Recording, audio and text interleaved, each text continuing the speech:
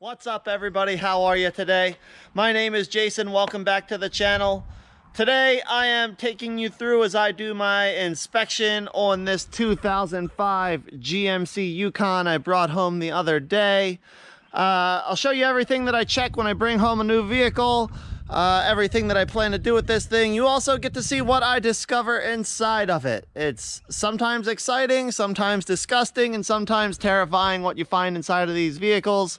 But I'm gonna bring you along and show you everything I see, and hopefully this turns out to be a good one for me. I got it really cheap, so I really don't think I can lose on it.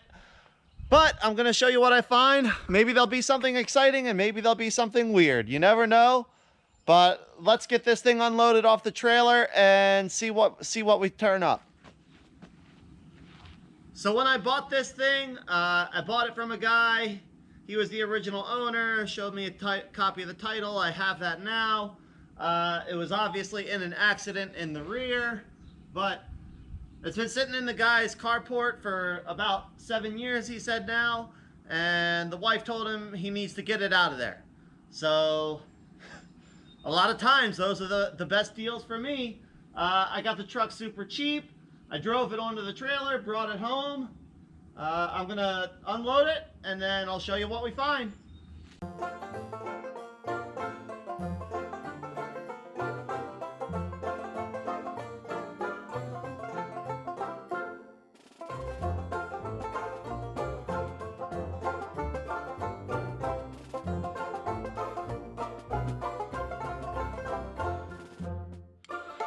Here we go, everybody. The most logical way I could think of to show you this is from my perspective. So this is a 2005 GMC Yukon Denali. It was in a rear end accident. The guy decided to buy it back from the insurance company with the plan to fix it. Never got around to it. Wife said, get it out of here. I bought it. So my plan with this one, 100% is going to be take it apart, sell it in parts and pieces, and get my money back out of it plus some. So the rear hatch is obviously no good. The rear bumper is obviously no good. The rear quarters, I never get anything out of. They end up going to scrap. The tail lights end up going to scrap usually. The third brake lights I sell pretty often on these, so I'll check and make sure that's good. The wheels and tires, I honestly already have sold. I have a waiting list on Yukon wheels and Denali wheels, so these are already sold. The running boards are sold, the front bumper. I mean, I've got a waiting list of parts that people want off of these trucks that as soon as I get them, I already know I have a buyer that's gonna buy them. So it must have been a pretty hard hit because it folded the rear quarter into the door. I haven't been able to get this door open yet. But the driver's door opens just fine. I like to always wear gloves when I'm doing these inspections. Driver's mirror, obviously the glass isn't any good, but we'll see if it moves because the glass can be replaced. So the first thing I get in, very common on these, the driver's seat is almost always cracked and ripped and no good, but I make sure that they move. This one goes forward, backward, tilts back, tilts up, raises, lowers. So all the power still works in this one. The power seat module is a common failure in these ear trucks. I sell a good number of those. I check down inside the door panels, nothing of interest down there.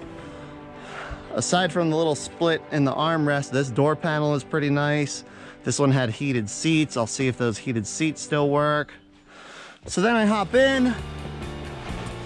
Oh, look at that. We're already getting a little return on investment. It's foolishly silly. I get so excited about finding change in these vehicles just because that's already return on investment, right? So the center console in this one is pretty decent.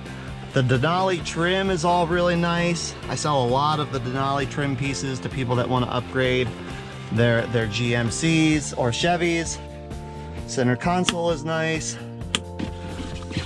Lid opens and latches like it's supposed to. Little cubby hole closes like it's supposed to. Lighter.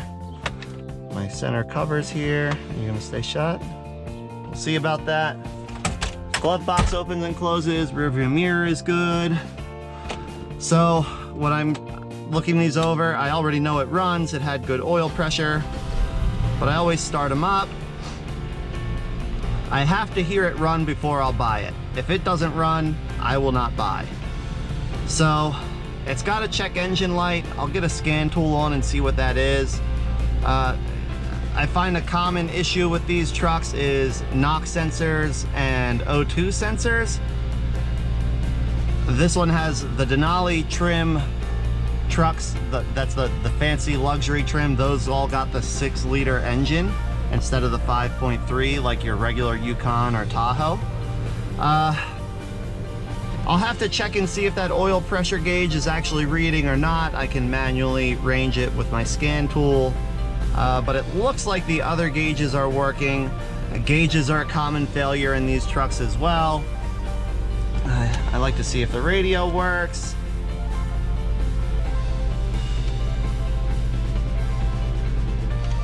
It looks like something's happening here. Do we have any radio?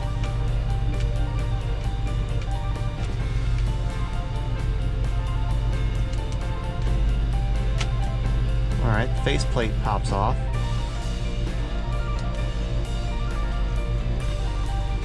Enjoy. Are you interested in learning how to... Okay, so the radio works. Let's see. Passenger seat looks nice. It's not torn. Passenger door panel looks really nice. The headliner in this one is actually really good. It's got the separate rear air controls.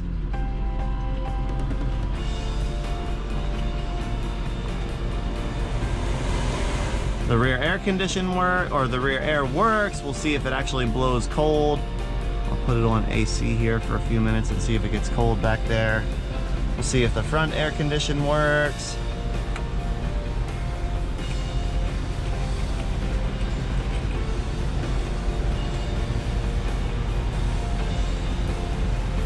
There we go. So we'll give that a minute to cool off. We'll go out, check under the hood.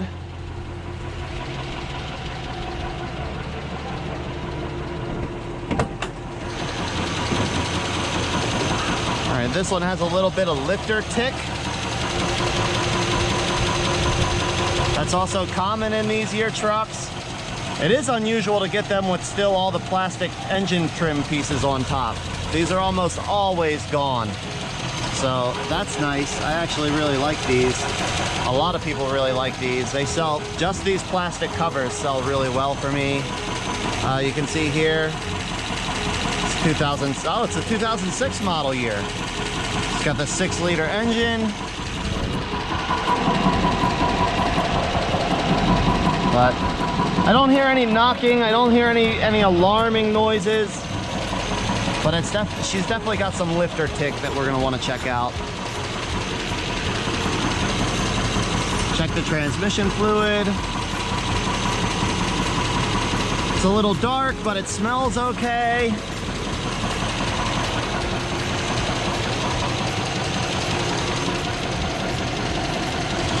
Brake fluid is full. Power steering fluid is full. This one has a nice grill. Usually these grills are all banged up and broken up, but this one's still in nice shape. Headlights are still in decent shape. The passenger fender is in decent shape. They're almost always crushed in because this is the blind spot. That's nice. I'm sure somebody will want that. Passenger side door opens just fine. Let's check this passenger seat. Forward, backward, up, down, relax, sit up. Yeah, all right, power all works in this one. Lumbar, no lumbar, back, forward, yep. So all the power works in this passenger seat also. Glove box, nothing really exciting in there. You can tell which engine the truck originally came with based on the RPO, the service part identification sticker. LQ4 is the code for the 6-liter engine. Checking my door pockets here. Nothing down there. This is a nice door panel. Passenger side rear door. Also pretty nice. No dents. This one has the dual buckets in the middle, and then the nice split third row. I sell these really quickly. Either people buy a vehicle as a second or third owner, and the previous owners already sold it because they didn't have use for the third row, or you know, their third row has been destroyed by kids sitting back there, whatever the case may be. But those split third row seats that fit the Yukons and the Tahoes, I mean, they sell usually with the same day that I list them for sale. Seat folds up the way it's supposed to, which is good. The back half folds down like it's supposed to, that's good. Our little decorative cover pieces here where they're supposed to be, and they're not broken, which is super unusual. Oh yeah, the AC blows nice and cold on this one, so I know the compressor and the condenser are good, the system is charged up. Seat latches back, seat latches back. Rear cup holder, man, I can't tell you how many center consoles I get with this cup holder piece broken off. It's nice when they're not busted off already. Oh, look, see, there's a little more change. Check all those nooks and crannies. What else we have in here? Look at that, a little more change. I'm sure a lot of people are like, Jason, you're literally getting pennies back on your investment, but this stuff adds up. I've had trucks, I've had vehicles that I've bought that I wound up finding $15 or $20 worth of change in them, especially after I get the seats taken out. All that stuff that falls out of your pockets and you can never find it again, it's down between your seats. And if you don't find it before you sell the truck, I get it. Thank you. Look at that. See, more change. Oh, spare light bulb for something. A pen. Man, if you need a pen, let me know. I got thousands of them. Thousands of them. I'll send you a box of 50 of them. There we go. Get in the back here. Now, like I said, I had already tried. The rear hatch does not open. Looks pretty good. Nice and clean. The carpet's nice in this one. I mean, whoever owned it, obviously they cared about it. They wanted to make this thing last as long as they could, but you know, accidents happen. This seat's also nice. Folds up like it's supposed to. Back section folds down like it's supposed to. This cover piece is in nice shape also. You can tell someone took pride of ownership because there's not, you know, 8 years worth of French fries and stuff laying down under the seats. And the carpet's not all trashed up and ruined. Like, it's nice when people take pride in what they have. And this one, I forgot to mention, it's got about 280,000 miles on it, so it's been around. Yeah, see, I don't know if we're gonna be able to get this door open. She's wedged up pretty tight. Oh, there we go. There we go. So now we got that door open. Looks good. Man, it's even got a set of decent floor mats in it. Although floor mats, I almost always end up recycling them. But man, overall, pretty good. I'll definitely do well on this one. Oh, there we go. Look at that. Shuts again too. Just gotta slam it. Hey, maybe we'll get lucky. No, that hatch isn't opening. Just put that there. Put that there. Close the hood. All right, I'm gonna see if all my power windows work.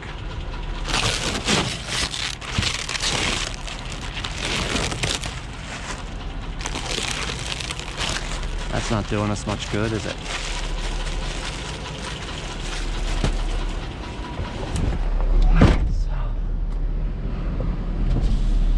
Passenger works. Passenger rear. Driver rear. Okay. My power mirrors appear to work. Yep, both power mirrors work. Power locks work. Okay. Windshield wiper is good. I mean, it seems like we've got pretty much everything in this thing that should be working is working. I'm gonna take it just on a little drive and see how the transmission feels. I live on a dead-end road in the middle of nowhere, so fortunately I'm able to get these things on just a little drive up and down the street here just to see how they do. Brakes work like they're supposed to.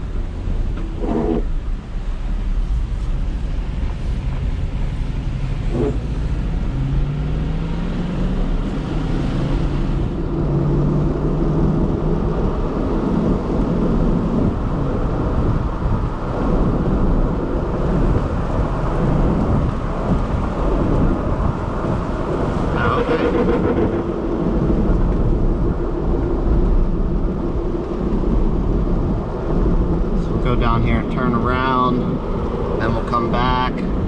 This has a 4L60 transmission, so I need to get it up to speed to feel that it goes into fourth gear like it's supposed to.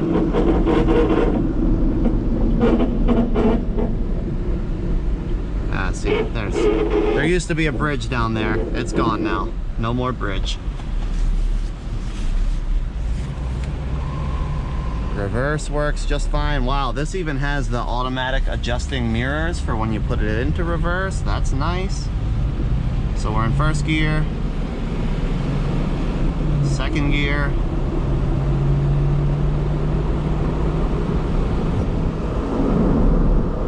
third gear,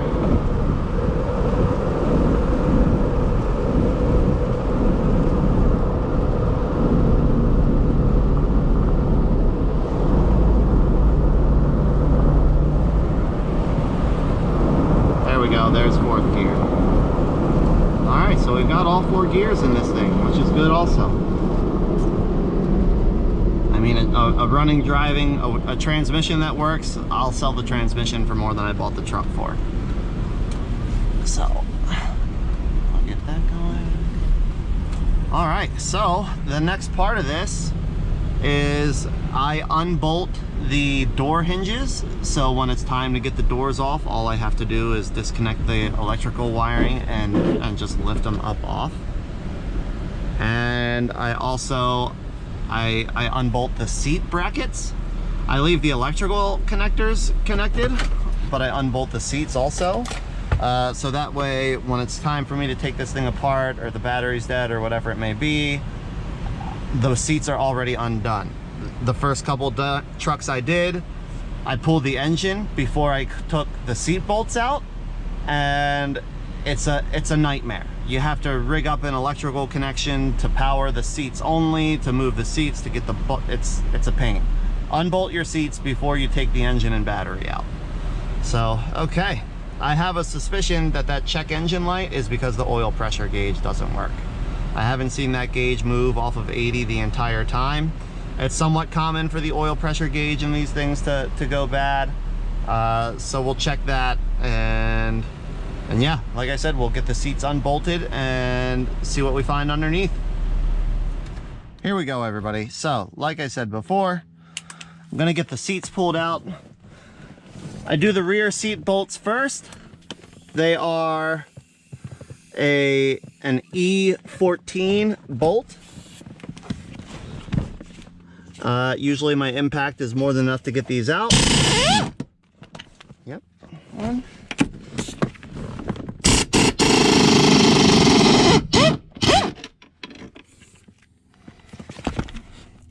So I spin those out. This is my little cover to the electrical connector. You pop that off. Now I put the seat back to the neutral middle of its travel before I disconnect the power, but I slide it all the way back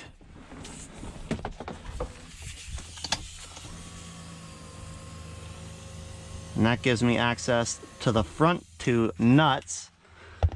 Now, these are they're an E-bit as well. I don't have one that big, but I find that a 15 millimeter impact socket, a 6-point, fits and does the trick, because these nuts usually are not, they're usually free because they're inside, they're out of the weather.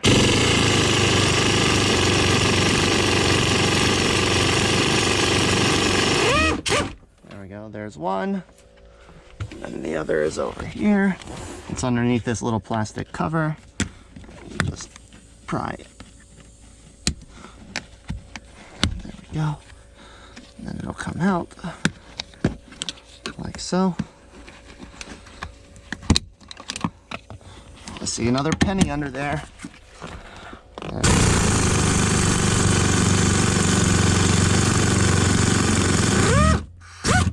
Alright, so once I get those two nuts out, and I put the seat back, like I said, to the middle of its travel, about there, and then I undo my electrical connectors.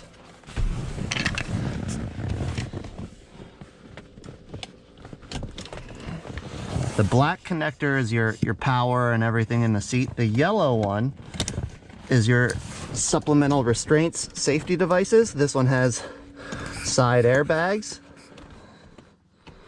So you just pull out the little blue safety lock and then unplug. So you got your two electrical connectors undone. And then you can lift the seat up and out and see what surprises you have underneath of it.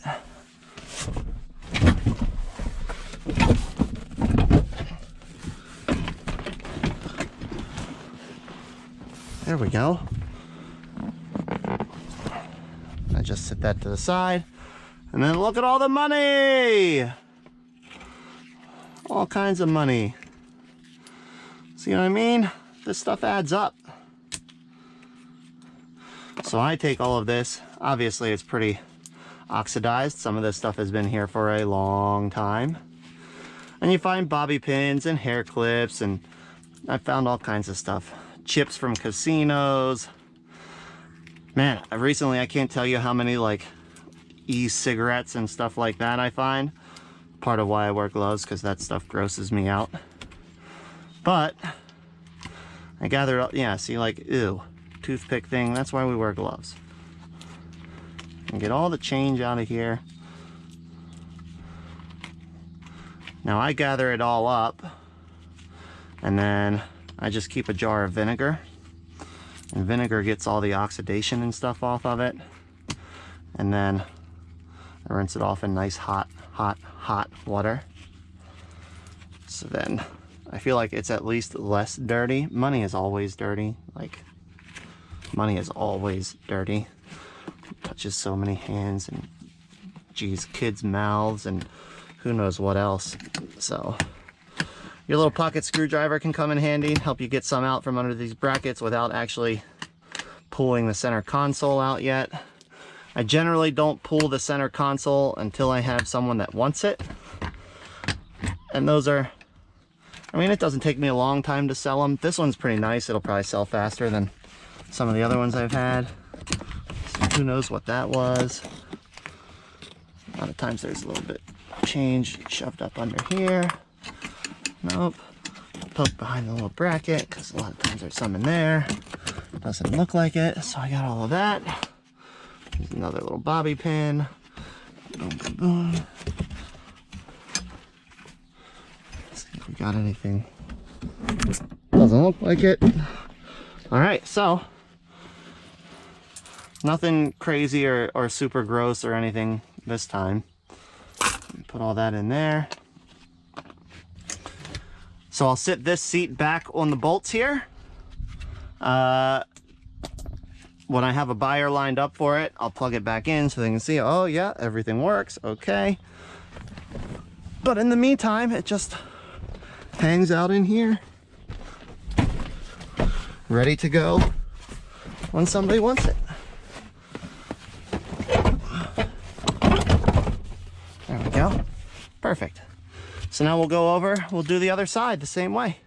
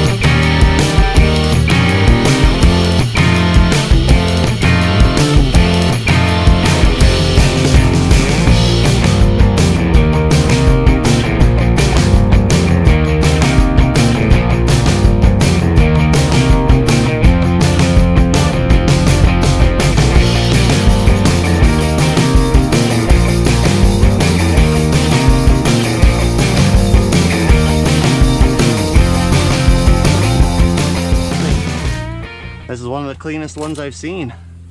Especially getting the seats out. Usually that's where you find all the nastiness. So. But yeah, that's pretty much it. The rear seats, I mean, there's nowhere for anything to hide under them. They're just held down with a few 18mm nuts. So I just leave those until somebody wants them. But that's pretty much it for my inspection when I get a new vehicle in here. Oh wait, no, I lied. I still got to pull off the 10mm bolts here that retain the door hinges, and the 10mm that retains the door check. And then that way, when somebody wants the door, all I have to do is disconnect the electrical and it just lifts up off the hinges. So these are 10mm. I'll go grab my 10mm swivel socket and then we'll get those spun off. So the door check bolts, we got a 10mm, or sorry, the door hinge retainers. 10mm there, 10mm there. And this is your door check, also 10mm. Now, this is important to remember.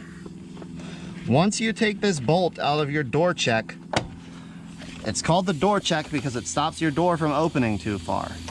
So keep in mind, once you take that out of there, you can slam this door open or swing this door open too far and damage your door pins, damage your fenders, all that sort of stuff. So just something to be aware of.